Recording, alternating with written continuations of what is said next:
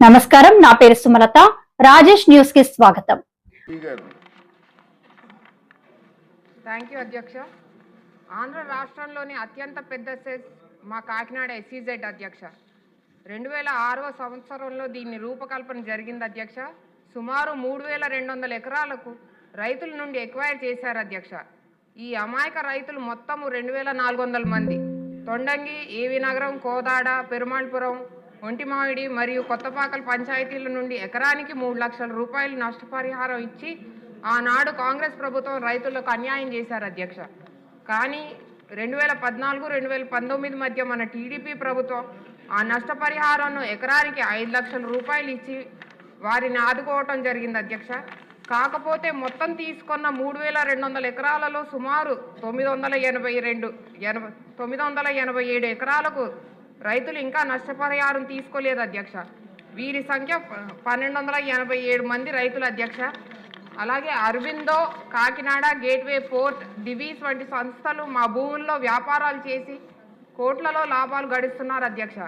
కానీ రైతులకు మాత్రం న్యాయం జరగటం లేదు అధ్యక్ష.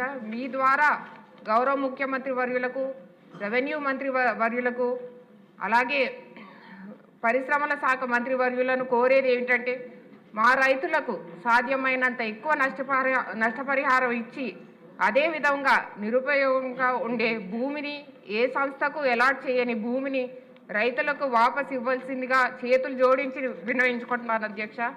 అదేవిధంగా ఇక్కడ ఫ్యాక్టరీస్లో జరుగుతున్న పొల్యూషన్ కూడా అదుపు చేసి రైతులను, మత్స్యకారులను ఆదుకోవాల్సిందిగా వేడుకుంటున్నాను అధ్యక్ష.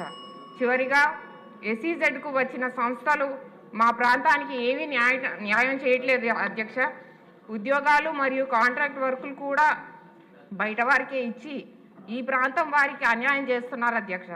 ఇది చాలా సీరియస్ ఇష్యూగా పరిగణించి ఒక శాసనసభ కమిటీ వేసి ఈ ప్రాంతం వారికి న్యాయం చేయవలసిందిగా అభ్యర్థిస్తున్నాను అధ్యక్ష.